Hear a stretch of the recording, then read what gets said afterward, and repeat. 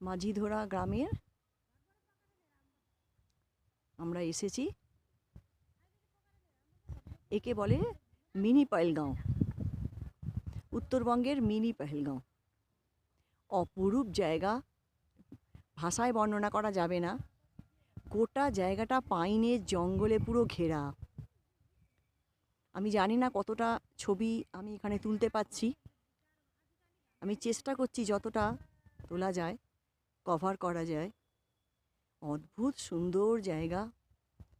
আমার মিস্টার দাঁড়িয়ে আছে, এখন সেলফি স্ট্যান্ড ঠিক করছেন, সেলফি তুলবে বলেন।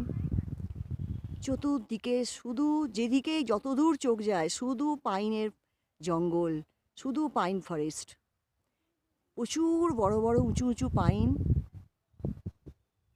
মধ্যিখানটা মাঠ, চারধারে সবাই বসে আছে। সুন্দর জায়গা।